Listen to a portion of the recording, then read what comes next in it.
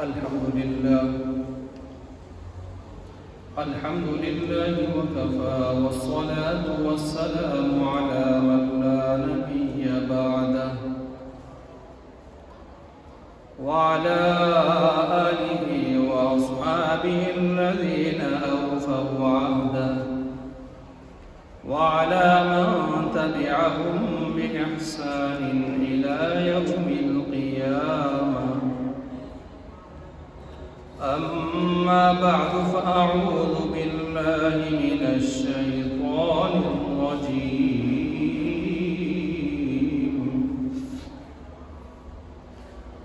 بسم الله الرحمن الرحيم.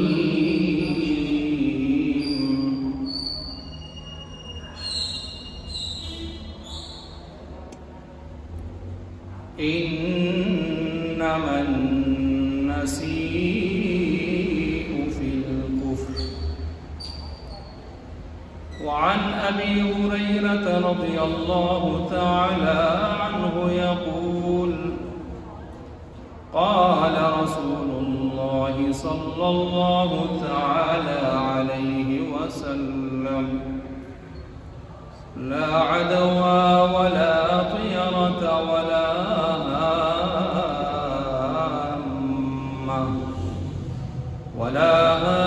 هامة ولا صفر وفر من المجذوم كما تفر من الأسد أو كما قال عليه الصلاة والسلام. آمنت بالله صدق الله ومولانا العظيم وصدق رسوله الكريم ونحن على ذلك لمن الشاهدين والشاكرين والحمد لله رب العالمين. محترم المقام واجب الاحترام حضرات سامعین کرام، آج کی جمعہ کی اس نشست میں قرآن مجید فرقان حمید سے ایک آیت کریمہ کا حصہ تلاوت کرنے کے بعد ذخیرہ احادیث میں سے ایک حدیث مبارک پڑھیے. چونکہ ماہ صفر المظفر چل رہا ہے اور اس کا آخری عشرہ آج غالباً 24 صفر المظفر ہے، تو سفر کا جو مہینہ ہے اس کے حوالے سے اسلامی ہدایات کیا ہیں؟ آج کی اس نشست میں اس موضوع پر گفتگو ہوگی. یہ موضوع تو بہت تفصیلی ہے. گزشتہ سال میں نے اس کے اوپر تقریباً 3 یا 4 جماعت کے خطبات میں گفتگو کی تھی. آج مختصر انداز میں کچھ اہم پوائنٹس آپ کے سامنے اس حوالے سے رکھوں گا. صفر المظفر کا جو مہینہ ہے اس کے حوالے سے اگر ہم دیکھیں اس موضوع کو تو ذیلی 3 عنوانات سامنے آتے ہیں. ایک تو اس کا تعارف ہے، دوسرا اس میں اہم واقعات جو پیش آئے، اور تیسرا اغلاط العوام ان کا ازالہ اور تدارک. یہ 3 چیزیں ہمارے سامنے آ جاتی ہیں.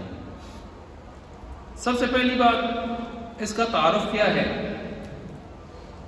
تعارف یہ ہے کہ اسلامی سال جو شروع ہوتا ہے محرم سے اور جا کے ختم ہوتا ہے ذی الحجہ کے اوپر بڑی عید والے مہینے پر، 12 مہینے. تو ان اسلامی قمری مہینوں کے اعتبار سے یہ دوسرا مہینہ ہے. اسلام سے پہلے بھی اس کا نام سفر رکھا گیا تھا.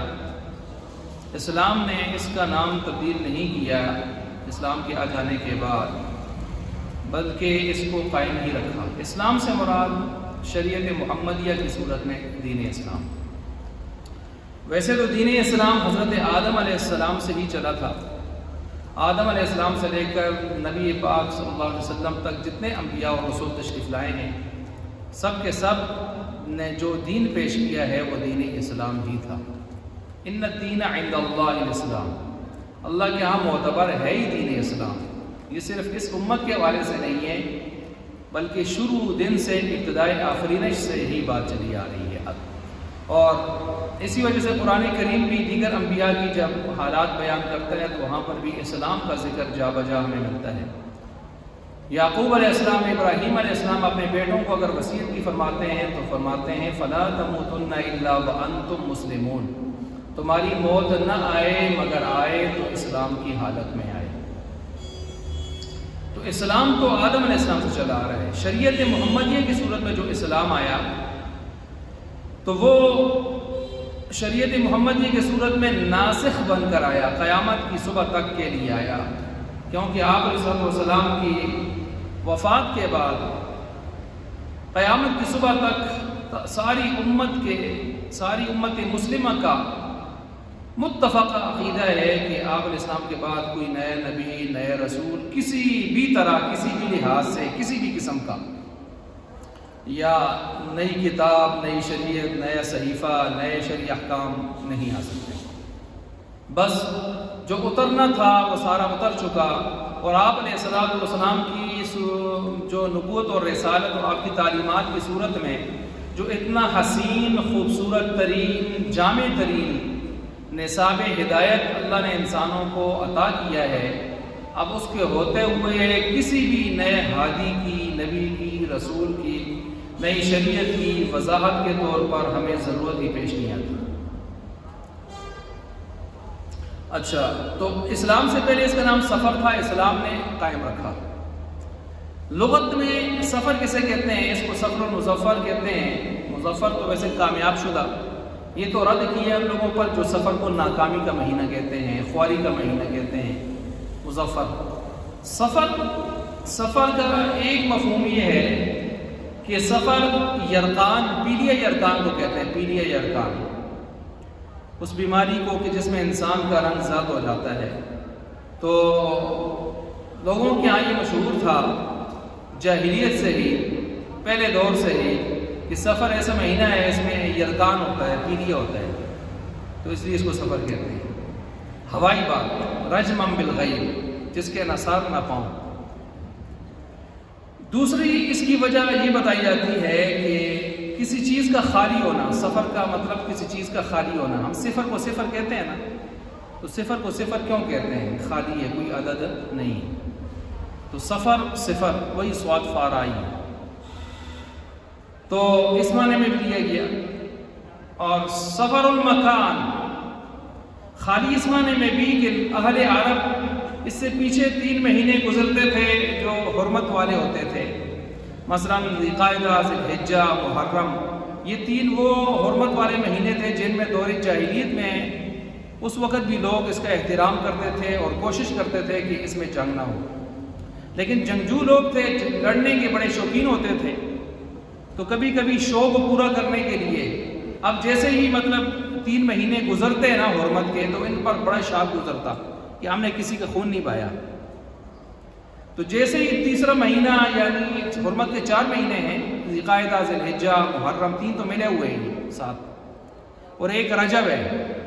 تو جیسے ہی یہ 3 مہینے گزرتے تو 3 مہینے میں جو انہوں نے جنگ نہیں کی ہوتی تھی تو ان کا خون گویا ابلتا تھا، جوش میں ہوتا تھا.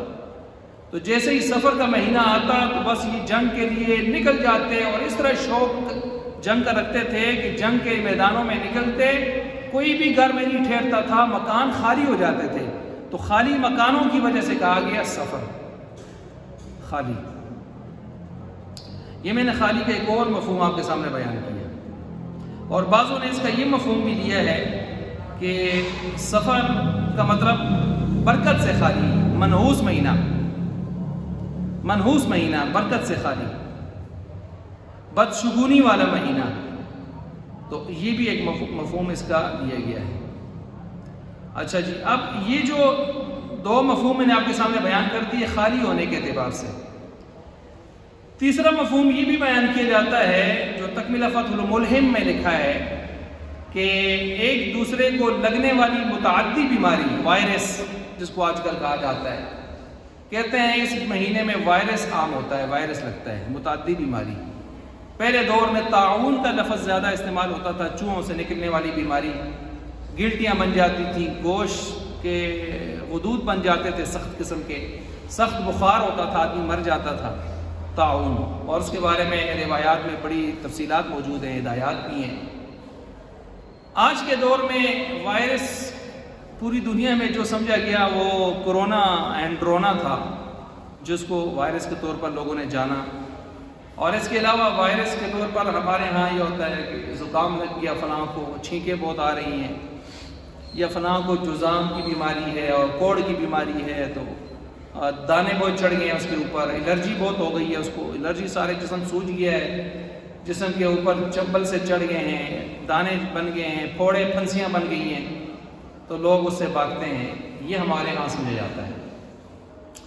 اب سفر کے مہینے کو اس لیے سفر کہتے تھے کہ اس میں متعدد بیماریاں کہتے ہیں لگتی ہیں، تو میں نے سفر کو سفر کیوں کہتے ہیں، وجوہ تسمیہ کے طور پر 3 قول آپ کے سامنے اور ان کی تشریحات بھی، انطباقات بھی بیان کیے۔ اسلام سے پہلے لوگوں کے اس کے بارے میں کیا تصورات تھے اس مہینے کے بارے میں؟ ایک تصور یہ تھا کہ اس مہینے میں کہتے تھے آسمانوں سے بلائیں آفتیں اترتی ہیں، لہٰذا سفر نہ کیا جائے۔ اب لمبا سفر نہیں کرتے تھے، لمبا سفر کہتے تھے اس میں آسمانوں سے بلائیں اترتی ہیں، مصیبتیں اترتی ہیں، تو کہیں کسی جگہ جا کے کہیں معاملہ گڑبڑ نہ ہو جائے۔ ایک یہ ان کا ہوتا تھا، کم سفر کرتے تھے، لمبے سفر نہیں کرتے تھے۔ دوسرا ان کا نظریہ یہ ہوتا تھا کہ اس مہینے کو وہ جنگ و جدال کا مہینہ سمجھتے تھے، کیونکہ جیسے ہی محرم کا مہینہ ختم ہوا، تین مہینے گویا جنگ سے روزہ رکھا ہوا تھا، تو اب جنگجو قوم جیسے ہی 3 مہینے گزرتے تھے تو ہمارے ہاں جیسے عید پر خوشی ہوتی ہے تو یہ لوگوں کا خون بہا کے خوش ہوتے تھے کہ آج کھل گئے ہم۔ اچھا جی، تو اسی طرح تیسرا تصور اس حوالے سے یہ بھی پائے جاتے ہیں دور جاہلیت میں کہ کبھی کبھی ایسے بھی ہوتا تھا، انما النسیء زیادۃ فی الکفر، انما النسیء زیادۃ فی الکفر، کہ نسیہ کا مطلب کیا ہے؟ نسیہ کا مطلب کسی بھی چیز کو اس کے وقت سے آگے پیچھے کرنا۔ تو جب ان کو حرمت کے مہینوں میں ہی بسا اوقات لڑائی کا شوق، جوش بہت پڑ جاتا تھا اور رک نہیں سکتے تھے، بس اب لڑنا ہی لڑنا ہے، تو اب کرتے کیا تھے؟ باطل تعویلیں۔ باطل تعویل کیا ہوتی تھی؟ محرم کے مہینے کے بارے میں کہتے تھے بس محرم والا جو حرمت والا مہینہ ہے نا، جس میں لڑنا نہیں ہے، یوں سمجھو یہ لیٹ ہو گیا ہے، اس نے اگلے مہینے آنا ہے۔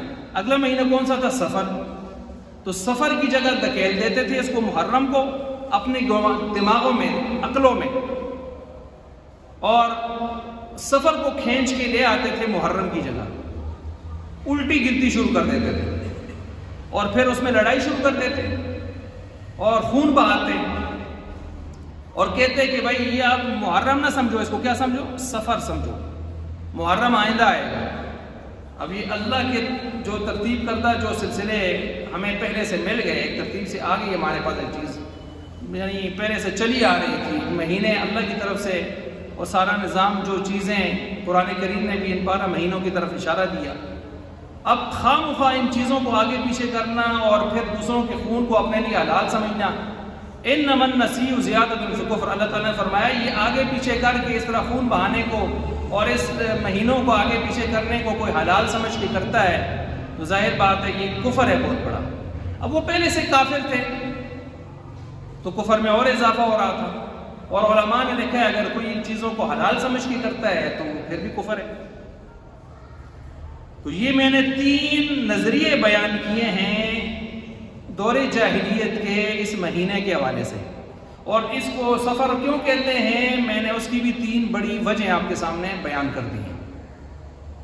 اب اس کے بعد اس مہینے کے حوالے سے بدعات اور خرافات کیا تھی ان کی؟ بہت ساری تھی، جن میں سے ایک یہ تھی کہ اس میں شادی نہیں کرنی، کیوں جی شادی ناکام ہو جاتی ہے۔ اب عجیب بات ہے، سفر میں شادی نہیں کرنی ناکام ہو جاتی ہے، یہ دور جاہلیت کا نظریہ ہے۔ محرم میں کچھ کالے ہوتے ہیں، وہ کہتے ہیں محرم میں شادی نہیں کرنی، ماتم کا مہینہ ہے، حالانکہ ماتم کا مہینہ ہی نہیں ہے وہ۔ اچھا جی، ایک ایک طبقہ اور اسی طرح عوامی نظریہ اور خیال یہ ہے کہ رمضان میں بھی شادی نہیں کرنی. کیوں نہیں کرنی جی؟ رمضان میں شادی کریں گے لوگ کہیں گے دیکھو جی روزے آسے تو نہ بیاہ کر سکا نہ آئیں لگے نہ پھٹکڑی, تو لہٰذا لوگ کیا کہیں گے کہ بھائی رمضان میں شادی کی اس لیے لوگ رمضان میں شادی نہیں کرتے. محرم میں وہ کہتے ہیں ماتم کا مہینہ بنایا اپنی طرف سے جاہلیت کی نظریے سے. سفر کو جو ہے انہوں نے اپنی طرف سے جاہلیت کا منحوس مہینہ قرار دے دیا, شادی خراب ہوگی. 3 مہینے تو سیدھے نکال دیے. حالانکہ اسلام میں شادی نکاح سال کے 12 مہینوں میں ہر دن رات کسی بھی لحظہ میں نکاح جائز ہے, شادی کرنا جائز ہے, منع نہیں ہے. تو بہرحال شادی نہیں کرنی چاہیے, خراب ہو جائے گی. اسی وجہ سے آج بھی ہمارے معاشرے میں دیہاتوں میں خاص طور پر یہ نظریہ پایا جاتا ہے, تاریخیں رکھتے ہوئے, نیٹا رکھتے ہوئے شادی کا, نکاح کا. تیرا تیزی تو نہیں ہے, تیرا تیزی. اب تیرا تیزی کیا ہے؟ تو سفر کے مہینے کے پہلے 13 دنوں کو کہتے ہیں تیرا تیزی, اور کہتے ہیں ان سفر کے پہلے 13 دنوں میں اگر کوئی کام کیا آپ نے تو وہ نامبارک ہوگا اور وہ کام جو ہے منحوس ہوگا. آج بھی تیرا تیزیوں کے یہ سوالات مجھ سے 20 لوگوں نے پوچھے. آج بھی دیہاتوں میں ان چیزوں کا تیرا تیزی کا نام بولا جاتا ہے. تو تیرا تیزی اسی والے سے ہے کہ سفر کا ابتدائی 13 دن. حالانکہ یہ نرا جاہلانہ خرافانہ خیال ہے, خیالات ہیں. اس کا حقیقت اور شریعت سے کوئی تعلق نہیں ہے, کوئی تعلق نہیں ہے. اچھا جی, لوگ کاروبار نہیں کرتے تھے, کاروبار کا آغاز اس میں نہیں کرتے تھے. کسی نے کوئی کاروبار شروع کرنا ہے, چاہے نقصان ہوتا ہے وقتی طور پر ہوتا ہے, لیکن سفر کے مہینے میں کہتے ہیں کاروبار نہیں شروع کرنا کیونکہ اسے نقصان ہوگا, آغاز نہیں کرنا. کچھ لوگوں نے سفر کے مہینے میں خود ساختہ عبادتیں بنا رکھی ہوتی تھی, نوافل اپنی طرف سے, کچھ تسبیحات اپنی طرف سے, اور دلیلیں دیتے تھے. کدھر لکھیے جی؟ کہتے تھے, آج بھی کہتے ہیں پنجاب میں ادھر ادھر جہاں جاہلیت کا سما آج بھی ہے بعض جگہوں میں, کہتے ہیں جواہر غیبی میں لکھا ہے. کدھر لکھا ہے؟ راحت القلوب میں لکھا ہے. یہ کدھر ہے راحت القلوب اور جواہر غیبی؟ کس کی کتاب ہے؟ اوٹ پٹانگ, ہوائی بات ہے, کوئی پتہ نہیں ہے, کوئی پتہ نہیں ہے. اچھا, اپنی طرف سے اس میں نمازیں بناتے تھے. 4 رکعت نماز عشاء کے بعد پڑھنی ہے. پہلی رکعت میں سورہ فاتحہ کے بعد سورہ کافرون 15 مرتبہ پڑھنا ہے, سورہ اخلاص 15 مرتبہ پڑھنا ہے, وغیرہ وغیرہ. ایاک نعبد و ایاک نستعین جو ہے یہ سلام کے بعد آپ نے کئی مرتبہ پڑھنا ہے. درود 70 بار پڑھنا ہے, تو بہت بڑا ثواب بھی آپ کو ملے گا, اور ہر بلا سے, مصیبت سے آپ محفوظ رہیں گے, خاص کر سفر کے مہینے میں اترنے والی مصیبتوں سے. یہ سب بکواسات, خرافات ہیں. اسلام میں ان کا کہیں کوئی ثبوت بھی نہیں ہے. اب دیکھ لیں, ایک سفر کا مہینہ ہے, اس کے حوالے سے کتنی معلومات پائی جاتی ہیں, یا ہمارے معاشرے میں اس کی کیا جو ہے اس کے حوالے سے تاثرات یا اوہام پائے جاتے ہیں. یہ تو میں نے آپ کے سامنے ماہ سفر سے متعلق اس کا تعارف کروایا, کیوں کہتے ہیں المظفر, کیوں کہتے ہیں بتا دیا. دور جاہلیت میں اس کے حوالے سے جو نظریات تھے وہ بیان کر دیے, جو ان کے کردار تھے جو ان کے وہ بیان کر دیے. اب ماہ سفر سے متعلق یہ سمجھیں کہ اسلام کی ہدایات کیا ہیں. ایک تو میں نے قرآن کریم کی آیت پڑھی, انما النسیء زیادۃ فی الکفر. ایک تو سفر کے مہینے کے حوالے سے خاص طور پر رد ہوا ہے ان لوگوں پر جو اللہ کے مہینوں کو آگے پیچھے کر کے اپنا الو سیدھا کرنے کی کوشش کرتے تھے, اور اپنے لیے خون بہانا دوسروں کا حلال تصور کرتے تھے, اس کو کفر سے تعبیر کیا.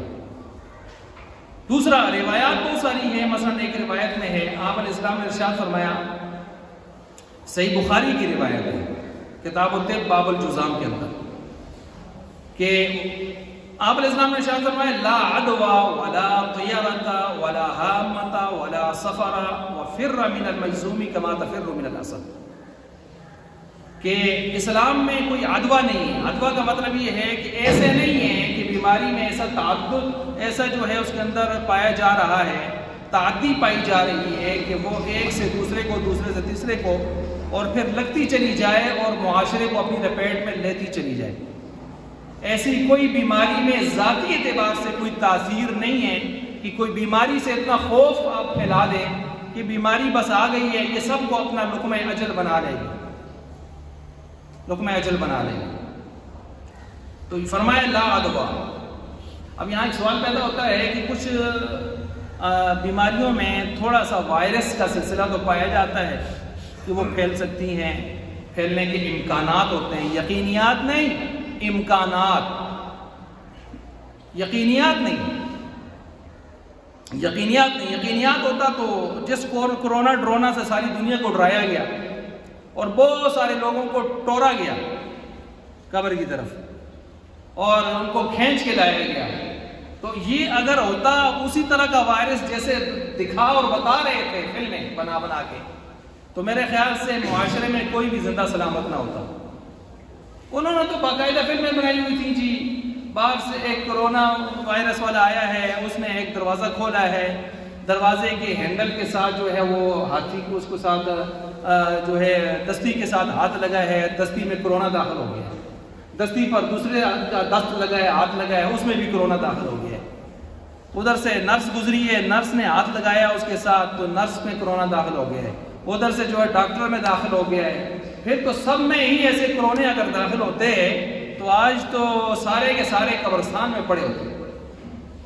یہ جو تاثر دیا گیا اور دنیا کو ڈرا ڈرا ڈرا کے عجیب و غریب قسم کی، تو خدا کا خوف کرنا چاہیے۔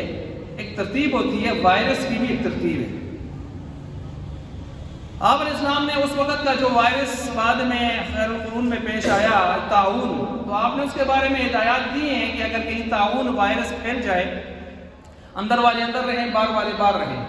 اندر والے باہر اس لیے نہ جائیں کہ اندر والے باہر جائیں گے تو اگر وہ ان کی زندگی اللہ نے لکھی ہے، بچے بچ گئے ہیں، تو لوگ کہیں گے جی یہ اندر ہوتے یہ بھی مر جاتے ہیں، لیکن یہ سیانے بہت تھے باہر نکل آئے۔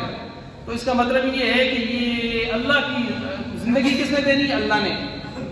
زندگی موت کسی اختیار میں؟ اللہ کے اختیار میں۔ الذی خلق الموت والحیات۔ تو یہ یہاں پر یہ سمجھتے ہیں کہ شاید اسباب نے موت دینی ہے، تو عقیدہ خراب ہوتا ہے۔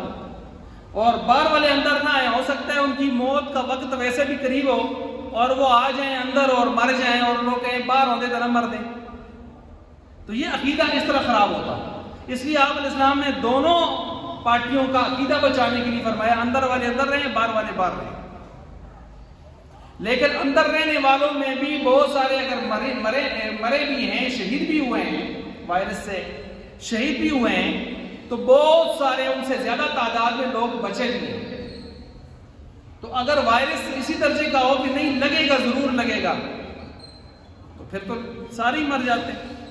اگر اس درجے کا آج کرونا بھی ہوتا پھر ٹیسٹ کی کیا ضرورت تھی؟ پھر جب نکلا ہے کرونا 2-4 آدمیوں کا کسی شہر میں، سمجھو سب کو لگا ہے، پھر ٹیسٹ کی کیا ضرورت تھی؟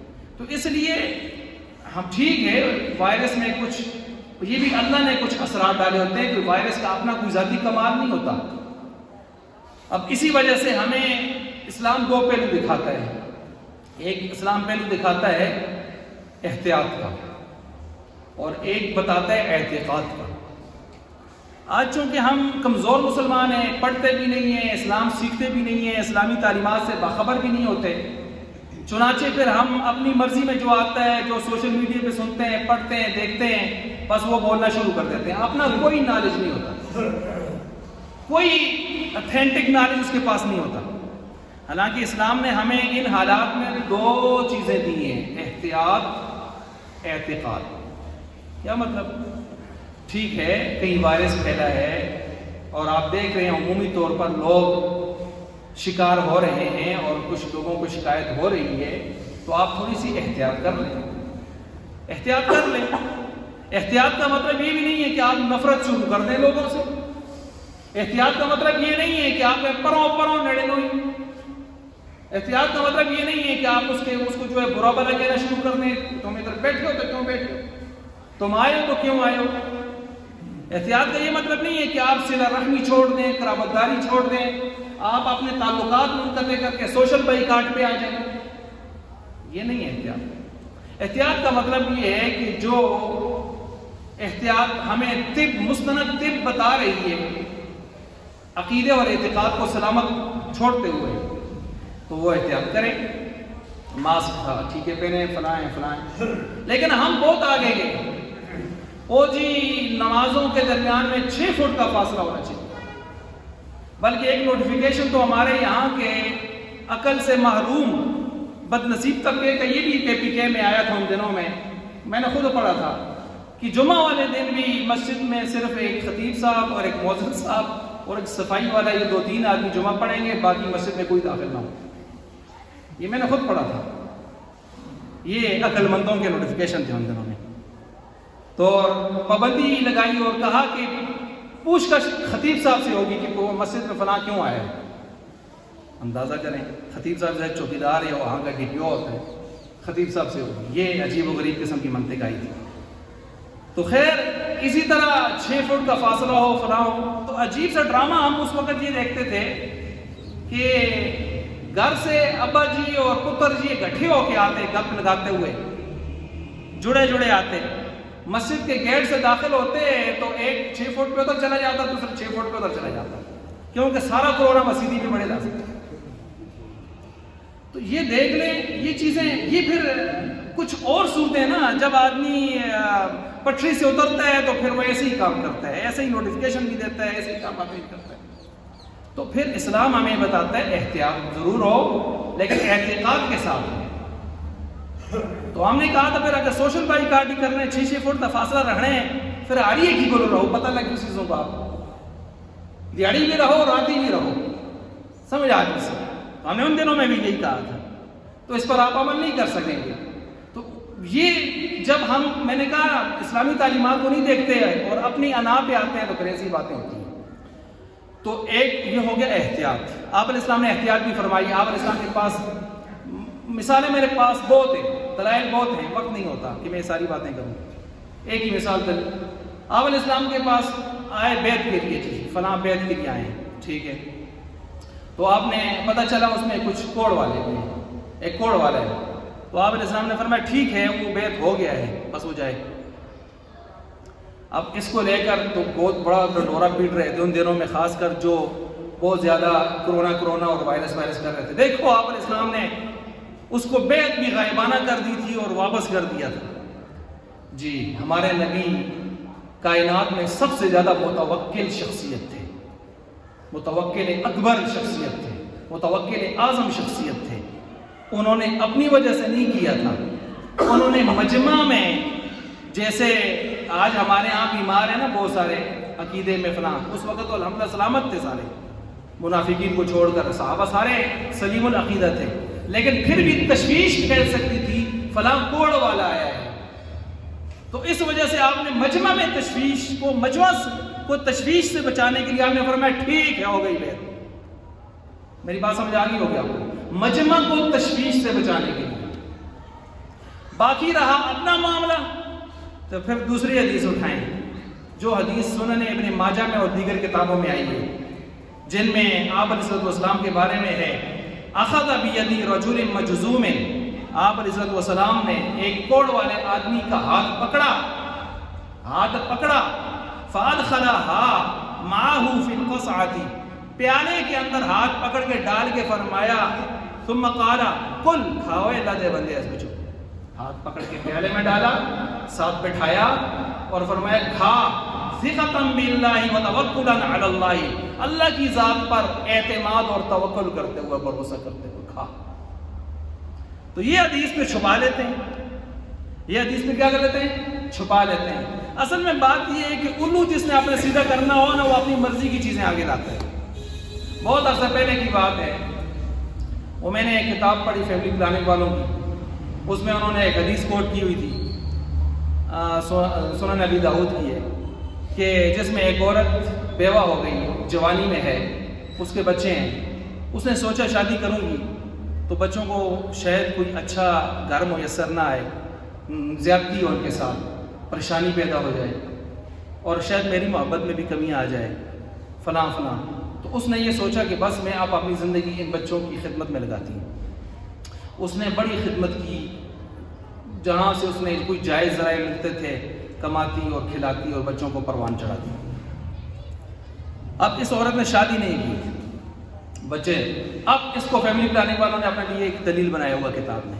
دیکھو اصل بچوں کی تربیت ہوتی ہے، وہ 1-2 بچے تھے، شادی کر کے مزید بچے بھی ہو سکتے تھے، بڑا خاندان ہو سکتا تھا، لیکن اصل تربیت ہوتی ہے، شادی اصل نہیں ہوتی، بچے زیادہ پیدا کرنے اصل نہیں ہوتی، اصل تربیت ہوتی ہے. ماشاءاللہ. اچھا ہم نے کہا یہ اصل کی جو لفظ تم نے میں نے اس وقت بھی جب یہ پڑھا تھا مجھے یاد ہے، میں نے جمعہ پر یہاں بات کی تھی.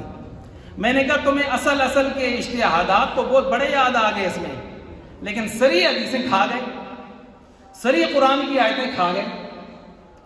وہ حدیث یاد نہیں رہی، تزوجوا الولود الودود فإنی مکافر بکم الامم، کہ تم نکاح کرو ایسی عورتوں سے جو زیادہ محبت کرنے والی اور زیادہ اولاد جننے والی ہوں، کیوں کل قیامت والے دن میں تمہاری کثرت کے ساتھ فخر کروں گا.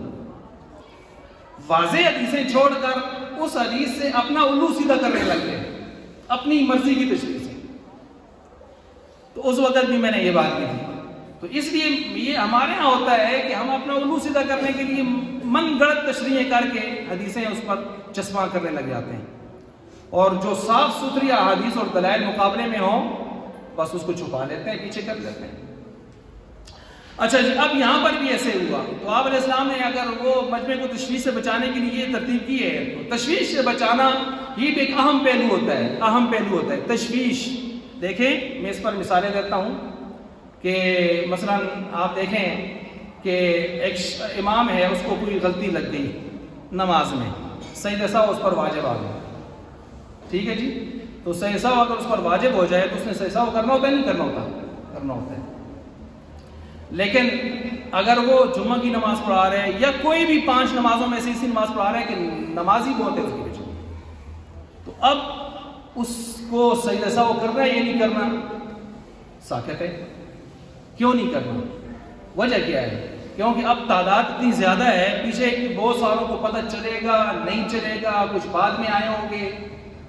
تو اگر اس لیے سجدہ سہو وہاں پر جو ہے اس ترتیب سے انہوں نے ساکت کر دیا کہ تاکہ لوگوں میں تشویش نہ پھیلے، لوگوں کی نمازوں میں گڑبڑ نہ ہو. میری بات سمجھ آ گئی؟ یہ تشویش سے بچانا یہ بھی باقاعدہ اسلام میں ایک شعبہ ہے. دیکھیں کچھ لوگ نماز کے بعد سجدہ شکر کرتے ہیں، ٹھیک ہے، سجدہ شکر اپنی جگہ، اگر آپ کو شکرانہ ادا کرنا چاہتے ہیں کر لیں، باوضو ہونا ضروری ہے. باوضو ہونا ضروری ہے، سجدہ نماز کا اہم رکن ہے. آپ سجدہ شکر بھی کرتے ہیں تو آپ کو باوضو ہونا. یہ نہیں جتنا کرکٹ جیتیا، جتنا کوئی کھیل جیتی اتنا تنا ہو جائے میدان میں. ہمارے ایک ادارہ ہے اس کے اندر کچھ کرکٹ جیت کے تو مجھے ایک مفتی صاحب انہوں نے کہا جی سجدہ شکر. میں نے کہا وضو نہیں ہے اور مجھے شوق بھی نہیں ہے ان چیزوں کا کہ میں سجدہ شکر اس کی وجہ سے ادا کروں. کہتے ہیں نہیں وضو ضروری ہے اس کے لیے. مفتی صاحب مجھے کہتا ہے، مفتی صاحب کہتے ہیں. میں نے کہا ضروری ہے، آپ کو نہیں پتا؟ تو سجدہ شکر ٹھیک اچھی بات ہے، لیکن نماز کے بعد ایک آدمی اٹھے اور مجمع دیکھ رہا ہو، لوگ دیکھ رہے ہوں اور سجدہ شکر کرے، علماء نے لکھا ہے غلط کر رہے. کیوں؟ آج کل جاہلیت عام ہے، جہالت بہت زیادہ ہے. لوگ جو آئے ہوں گے وہ کہیں گے یار یہ فلانا حضرت صاحب یہ جو سجدہ کر رہے ہیں شاید نماز کے بعد یہ کوئی کام کرنے کا تھا جو میں نہیں کر سکا، کل وہ بھی لفظی کرنا تھا، اس کو پتہ بھی نہیں کرتا گیا، اور پھر وہ لازم سمجھ کے اپنی عادت بنا لے گا. وہ جو چیز لازم نہیں ہے آپ اس کو لازم کر لیں وقت کے ساتھ، جگہ کے ساتھ، وہ بدعت میں چلی جاتی ہے. تو تشویش پھیلتی ہے. دیکھیں آپ رات کو دعائے قنوت پڑھتے ہیں، دعائے قنوت پڑھتے ہوئے آپ کیا کرتے ہیں؟ اللہ اکبر کر کے ہاتھ اٹھاتے نہیں اٹھاتے؟ اٹھاتے ہیں نا. اور اگر آپ سے دعائے قنوت رات کو رہ جائیں، صبح اگر آپ دعائے قنوت پڑھ رہے ہیں مجمع میں تو آپ ہاتھ نہ اٹھائیں، اللہ اکبر کریں بس. دعائے قنوت ڈائریکٹ لا سکو. ہاتھ کیوں نہیں اٹھانے؟ اس لیے کہ ہاتھ اٹھائیں گے لوگ راتی نہیں پڑھے ہاں پڑھ دیں گے، حالانکہ اس کی پیو دینا سے لیکن اس کی بھی گل کر سی، اور اللہ معاف کر دیتے ہیں، لوگ معاف نہیں کرتے. تشویش نہ پھیلائیں کہ رات کو رہ گئے تھے. اور اب تو بھائی یہ تو میں نے چند مثالیں دی ہیں، اس لیے بہت سارے کام کرنے کے بھی اگر ہوں لیکن تشویش پھیلے تو چھوڑ دیں. آپ علیہ السلام نے امیاشت دیگر دیکھیں، یہ موضوع چل پڑا ورنہ یہ میرے موضوع میں نہیں تھی چیزیں، آپ مثالیں آ رہی ہیں اللہ کے فضل سے بتا رہا ہوں. آپ علیہ السلام نے امی عائشہ صدیقہ سے کہا عائشہ جی چاہتا ہے کہ اس بیت اللہ کو ابراہیم علیہ السلام کی طرز تعمیر پر لے جاؤ. ابراہیم علیہ السلام کے دور میں یہ بیت اللہ ایسے نہیں تھا جیسے آج ہمارے یہاں ہے. 5 فٹ بلند زمین سے دروازہ اوپر, اس کے لیے باقاعدہ جن کو داخل کرنا ہوتا ہے تو اس کے لیے باقاعدہ سیڑھیاں لگاتے ہیں, اور ایک ہی دروازہ ہے. نہیں, ایسے نہیں تھا. اور یہ جو آج حتیم ہے باہر, یہ اندر تھا, یہ باہر نہیں تھا, اندر کا حصہ تھا, اور یہ اندر بیت اللہ کا حصہ ہے. تو میرا دل چاہتا ہے کہ میں اسی ترتیب سے کروں, گراؤں. ظاہر بات اس ترتیب سے کرنے کے لیے گرانا پڑے گا, سب کو حتیم سمیت ایک کرنا پڑے گا. پھر ابراہیم علیہ السلام کے دور میں زمین پر تھا, اونچا نہیں تھا, نیچے زمین پر لانا پڑے گا. ابراہیم علیہ السلام کے دور میں ایک دروازہ نہیں تھا, 2 دروازے تھے, ایک سے داخل ہوتے تھے, دوسرے سے نکلتے تھے, 2 دروازے رکھنے پڑیں گے. یہ سارا کام کرتے ہوئے توڑ پھوڑ تو ہوگی. تو مشرکین مکہ کہیں یا پروپیگنڈا کرنے والی سرکار کہیں, وہ کہیں گے دیکھو پہلے باپ دادا کے دین کا دشمن, اب ان کے عبادت خانے کا دشمن. پروپیگنڈا کریں گے, تشویش پھیلائیں گے. اس لیے میں نہیں کر پاتا, چاہتے ہوئے بھی نہیں کر پاتا. بعد میں پھر علماء اپنے دور میں بادشاہوں نے ان روایات کو سامنے رکھ کے کوشش کی کہ ہم اس طرح کریں, لیکن علماء نے یہی کہا جب آپ کے دور میں اس طرح چھوڑا گیا آپ کو بھی یہ قدم اختیار نہیں. بعضوں نے کیا بھی, پھر جا کے کسی نے پہلی تعمیر پر لایا, کیونکہ بیت اللہ کی آپ دیکھیں تو 15-16 آج کل تو آپ سمجھیں 20 سے اوپر تعمیریں ہو چکی ہیں. تو تشویش سے بچنا چاہیے, اپنے آپ کو تہمت یا ان چیزوں سے, تہمت کی جگہوں سے اپنے آپ کو بچانا چاہیے. تو بہرحال میں عرض کر رہا تھا کہ آپ علیہ السلام نے فرمایا لا عدوا, اعتقاد عقیدہ سلامت رہنا چاہیے. کرنے درنے والی ذات کون ہے؟ اللہ کی. نفع نقصان کا مالک کون ہے؟ اللہ ہے. فلاں نہیں, فلاں سے یوں لگے گا, فلاں سے یوں لگے گا. اعتقاد سلامت رہنا چاہیے.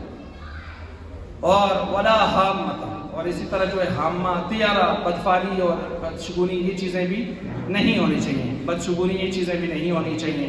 ولا سفرا, بدشگونی کیا ہے؟ اور جی فلاں ہمارے گھر میں آیا تو بس لڑائیاں اور افسردگیاں اور فاقے شروع ہو گئے. خاص کر یہ جملہ اس وقت بولتے ہیں جب گھر کے اندر کون آئے جی, کوئی بہو لے کے آ جائے, تو بعد میں جب ان بن ہو جائے اور بہو کے ساتھ نہ لگے تو بس اس وقت پٹھا گول ہے. جدوں تو آئی یہ کڑے تک پانی سکھا سکے, پہلے بڑے پیرا ہے تو سارے تھا بستے ایسے. اچھا, یہ بدفعلیاں یہ نہیں ہونی چاہیے. فلاں بڑا منحوس ہے, اس کی شکل میں نے صبح صبح کیا دیکھی, آئے دن میں رکھنا ہو گیا, یہ تو خود منحوس ہے, وہ نہیں منحوس میں, کیونکہ منحوسوں والی باتیں تو کر رہا ہے. حقیقت یہ ہے کہ نحوست انسانوں میں نہیں ہوتی, نحوست برے اعمال میں ہوتی ہے. برا عمل کافر کرے پھر منحوس, وہ ویسے بھی منحوس ہے, اس میں کفر ہے ہی ہے, رات دیتی. برا عمل کوئی انسان مسلمان کرے تو نحوست والا عمل کر رہے ہیں, نحوست آئے گی. گھر میں نماز نہیں پڑھ رہا, گانے لگائے ہوئے ہیں, ٹیگ لگائے ہوئے ہیں, تو ظاہر ٹی ویاں, ڈرامے, فلمیں چل رہی ہیں تو کیا آئے گی؟ برکت آئے گی. کتے بھونک رہے ہیں گھر میں, کتے بھونک رہے ہیں تو کیا آئے گی؟ برکت آئے گی. نحوست ہی آئے گی, کیا آئے گی؟ تو اس لیے نحوست برے اعمال میں ہے, شیطانی اعمال میں ہے. کسی انسان کو, خاص کر کسی مسلمان کو, کسی اچھے انسان کو منحوس کہنا یہ مشرکوں اور کافروں کی نشانی ہے. یہ بھی ذہن میں رکھیں, اس لیے کہ اگر آپ قرآن اللہ کا اٹھائیں تو آپ کو اللہ کا قرآن بتائے گا کہ اس وقت موسیٰ علیہ السلام اور دیگر پیغمبروں کے بارے میں لوگ کیا کہتے تھے. قرآن نے جگہ جگہ بیان کیا ہے. اب وقت نہیں کہ میں باقی نبیوں کی مثالیں دی, میں ایک نبی کی مثال دیتا ہوں کہ موسیٰ علیہ السلام اور ان کے ماننے والوں کے بارے میں اس وقت کیا کہتے تھے بدبخت باز. فَإِذَا جَاءَتْهُمُ الْحَسَنَةُ قَالُوا لَنَا هَٰذِهِ, قرآن کہتا ہے جب کوئی بلائی, نیکی, نعمت, دنیا کی آسائش مل جاتی کہتے تھے لنا حاضی, ساڑا کمال ہے, ساڑا کمال ہے. وَإِن تُصِبْهُمْ سَيِّئَةٌ يَطَّيَّرُوا بِمُوسَىٰ وَمَن مَّعَهُ, اور جب ان کو کوئی مصیبت, پریشانی, دکھ آ پہنچتا تو سیدھا ہاتھ اٹھا کے کہتے اے موسیٰ علیہ السلام تو ان دے من نہ رہے دائیں بائیں صحابی ہیں نا, اس ساری معاذ اللہ, استغفر اللہ, الیاذ باللہ, ان کی نحوست ہے. ان کی نحوست ہے۔ تو یہ اچھے لوگوں کو اور مسلمانوں کو منحوس کہنا، یہ منحوس کہنا، یہ اس وقت کے گمراہوں کا، فساق و فجار اور کفار و مشرکین کا شیوا تھا۔ اس لیے یہ تو نہیں کہا جا سکتا، ہاں برے اعمال میں نے کہا نحوست ہوتی ہے، برے اعمال سے اجتناب کیا جائے تو وہ ضروری ہے کہ آدمی اجتناب کرے اس سے۔ تو یہ ہاں نیک فالی ہو سکتی ہے۔ نیک فالی کیا ہے؟ یار آپ آئے ہو ماشاءاللہ، اللہ نے ہمیں بڑی برکت دے دی ہے، اللہ نے ہمیں بڑی برکت دے دی، اچھی بات ہے، اس کا دل خوش ہو جائے گا، چلو جی بڑی وجہ تو کہ دیاتن برکت آئی ہے ماشاءاللہ۔ تو اسی آئے ہو تو بس بجلی آ گئی ماشاءاللہ۔ اب اس قسم کی جو باتیں ہمارے یہاں کی جاتی ہیں، آپ آئے ہیں تو ہمارا دکھ سارا دور ہو گیا، ٹھیک ہے، آنے والے مہمان کا احترام بھی ہے، اس کا دل بہلایا جائے، تسلی دی جائے تاکہ اس کو سمجھے، اپنائیت کا احساس ہو، اسے اپنائیت کا احساس ہو۔ تو یہ نیک فالی ہے۔ آپ علیہ السلام بھی نیک فالی کا معاملہ تو کرتے تھے، بد فالی نہیں۔ اور بد فالی اطیرۃ الشرک، اس کو بد فالی کو شرک سے بھی تعبیر کیا گیا ہے، شرک سے بھی تعبیر کیا گیا ہے کہ یہ شرک ہے، اس سے اپنے آپ کو بچانا ہے۔ اور آپ علیہ السلام کی ایک روایت صاف ہے اس حوالے سے، مردته الطیرۃ عن حاجته فقد اشرک، جس شخص کو بد فالی نے اس کی حاجت اور کام سے روک دیا، تحقیق اس نے شرک کیا۔ بد فالی کیا ہے؟ مجھ کو لگتا ہے حالات کو ٹھیک نہیں، مجھ کو یہ کام نہیں کرنا چاہیے کی کوا مجھ بولتا ہے، لگتا کاغ مجھ بولتا ہے، یار راتی الو مجھ بولتا ہے، یہ جیسے دور جاہلیت میں لوگ کہتے ہیں الو بول رہا ہے، آج کاغ مجھ بولتا ہے فلاں چیز، یہ اس قسم کی چیزیں۔ لہٰذا مجھے اس وقت بھی لوگ باہر نکلتے تھے، پرندہ اڑاتے تھے، دائیں طرف جاتا تو کہتے تھے سفر ٹھیک ہے، بائیں طرف جاتا تو کہتے تھے سفر منحوس ہے۔ عجیب سی بات ہے، اس طرح کے قرآن اندازیاں کرتے تھے، آپ نے سفر کریں نہ کریں اس قسم کی چیزوں کے بعد۔ تو بہرحال جس کو اس طرح کی بدفالی نے اس کی حاجت کام سے روک دیا، اس نے شرک کیا۔ مردته الطیرۃ من حاجت فقد اشرک، اس نے شرک کیا۔ قالوا یا رسول اللہ ما کفارۃ ذلک، اس کا کفارہ کیا ہوگا، پھر ازالہ کیسے کریں؟ فرمایا آپ نے سامنے ارشاد فرمایا ان یقول احدهم، پھر ان میں سے کوئی یوں کہے، کیا کہے؟ اللہم لا خیر الا خیرک، اے اللہ خیر ساری کس کی طرف سے ہے؟ تیری طرف سے ہے۔ ولا طیرۃ الا طیرک، ساری فال کس کی طرف سے آ رہی ہے؟ مقدر کے سارے فیصلے کس کی طرف سے آ رہے ہیں؟ اللہ کی طرف سے آ رہے ہیں۔ ولا الہ غیرک، تیرے علاوہ کائنات میں کوئی معبود نہیں ہے، یہ کہے۔ اور قرآن کہتے ہیں قل لن یصیبنا الا ما کتب اللہ لنا، کہہ دیجئے ہمیں نہیں، کچھ بھی نہیں، ہرگز نہیں پہنچے گا، مگر جو پہنچے گا وہ اللہ ہی نے ہمارے قسمت میں، کھاتے میں لکھا ہوا ہے، اس سے ہٹ کر نہیں پہنچے گا۔ وہ مولانا، وہی ہمارا کارساز ہے۔ وعلی اللہ فلیتوکل المؤمنون، اور اسی کے اوپر مومن توکل کرتے ہیں۔ ما اصابک، ابو داؤد میں آپ علیہ السلام نے فرمایا ما اصابک، جو تجھے پہنچے، لم یکن لیخطئک، یقین رکھ کہ اس نے تجھے پہنچنا تھا، تجھ سے خطا نہیں ہونا تھا، نشانے سے ہٹنا نہیں تھا۔ وما اخطا، اور جو تجھے سے خطا ہو گیا، تجھے نہیں پہنچا، تو تھا ساتھ، گولی لگی، ساتھ والے مر گئے، تو بچ گیا، کھانا کھایا وہ مر گئے، تو بچ گیا، جو تجھے نہیں پہنچا یقین رکھ کہ لم یکن لیصیبک، یہ اللہ کی طرف سے تجھے پہنچنا ہی نہیں تھا، یہ عقیدہ رکھ۔ اور یہی تو فرض نماز کے بعد ہمیں بتایا کہ پڑھا کریں اللہم لا مانع لما اعطیت ولا معطی لما منعت ولا ينفع ذا الجد منک الجد۔ اور یہی ہمیں بتایا کہ قیامت والے دن کچھ لوگ 70,000 بغیر حساب کتاب کے جنت میں داخل ہو جائیں گے۔ ان کی صفات میں سے ایک صفت یہ ہوگی هم الذین لا یتطیرون، جو بدفعلی دنیا میں نہیں کرتے ہوں گے، لوگوں پر منحوس کے فتوے نہیں لگاتے ہوں گے، ولا یسترقون، اور وہ دم جھاڑ پھونک وغیرہ شرکیہ کلمات سے نہیں کرتے ہوں گے۔ یہ میں تشریح کر رہا ہوں، یہ نہیں کہ مطلقاً تعویذ منع ہے، تعویذ کی شرطیں اب وقت نہیں میں بیان کروں۔ ولا یکتوون، اور وہ دم نہیں لگاتے ہوں گے، آگ سے دم، آگ سے جلا کے آواز علاج کرتے ہیں، فلاں علاج کرتے ہیں، کیونکہ روایات صاف ہیں کہ علاج 3 علاج ہیں، حجامہ سنگی، حجامہ سنگی، اور اسی طرح جو ہے شہد سے علاج، اور تیسرا فرمایا آگ سے دم، لیکن پھر آگے فرمایا اس سے علاج نہیں ہونا چاہیے کیونکہ آگ سے جلانا صرف اس کا خاصہ ہے، اللہ کا ہے۔ ہاں علماء فرماتے ہیں جب پہلے دو کام ہو جائیں اور پھر بھی جو ہے اس آدمی کو ابھی شفا یافتہ نہیں ہوا تو پھر آخر میں جا کے ڈاکٹر تجویز کریں تو الگ معاملہ ہے، لیکن پہلی فرصت میں آگ کی طرف نہیں جائیں گے۔ یہ روایات ہمیں مل رہی ہیں۔ وَإِن يَمْسَسْكَ اللَّهُ بِضُرٍّ فَلَا كَاشِفَ لَهُ إِلَّا هُوَ وَإِن يُرِدْكَ بِخَيْرٍ فَلَا رَادَّ لِفَضْلِهِ، وہ چاہے تجھے نقصان پہنچانا ساری کائنات روک نہیں سکتی، وہ چاہے تجھے خیر کا ارادہ کرے تجھ سے تو پھر ساری کائنات مل کر اس خیر کو فضل کو روک نہیں سکتی۔ اللہ تعالی ہمیں ایسا پختہ اور بہترین عقیدہ نصیب فرما دے۔ وآخر دعوانا